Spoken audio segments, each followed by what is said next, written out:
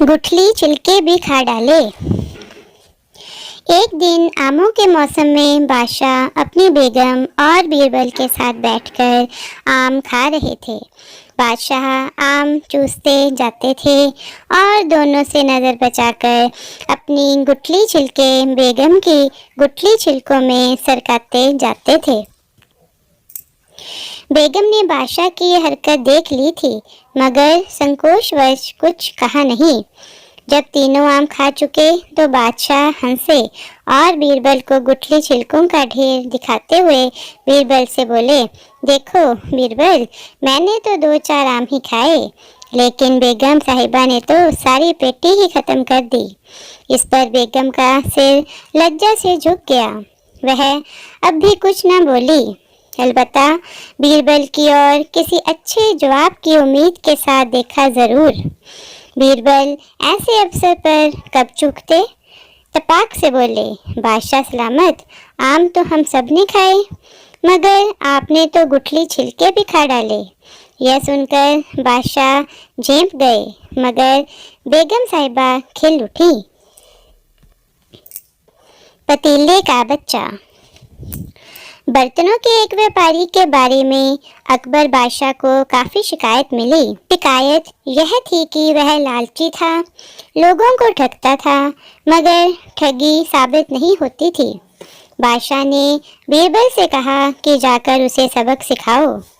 बीरबल ने दुकानदार के पास जाकर 3 किराए के पतीले लिए और जब वापस करने गए तो पतीलों के साथ एक छोटी पतीली भी ले गए। दुकानदार से कहा, ये आपके बड़े पतीले ने बच्चा दिया है, कृपया इस पतीली को भी साथ लें। दुकानदार बहुत खुश हुआ और पतीली ले ली। कुछ दिनों के बाद बीरबल एक पतीला किश्तों पर ले आए। अगले दिन जाकर अफसोस से कहा, आपके पतीले की मृत्यु हो गई। क्या? ये क्या कह रहे हो? भला पतीले की भी मृत्यु हो सकती है? क्यों नहीं हो सकती? लोगों को जमा करके किस्सा सुनाते हुए बीरबल ने कहा, जब पतीला बच्चे दे सकता है तो क्या उसकी मृत्यु नहीं हो सकती? धन्यवाद। सबसे बड़ा मूर्ख कौन? बादशाह ने बीरबल को हुक्म दिया कि देश के मूर्खों की सूची बनाकर लाई जाए। संयोग से जिस दिन यह अजीब सा हुक्म बादशाह ने दिया, उसी दिन अरब देश का एक व्यापारी कुछ अरबी घोड़ों के साथ बादशाह के पास आया। बादशाह को घोड़े पसंद आए तथा उससे वैसे ही 200 घोड़े का सौदा कर लिया। खुश होकर बादशाह ने 1000 स्वर्ण मुद्राएं उसे पेशगी दे दी। व्यापारी चला गया। कुछ दिनों बाद बीरबल मूर्खों की सूची लेकर आए।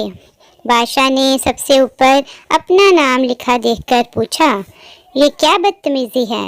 सबसे बड़ा मूर्ख मैं कैसे हुआ? बीरबल ने बताया, उस दिन आपने घोड़े के व्यापारी को 1000 स्वर्ण मुद्राएं पेशगी दे दी थी।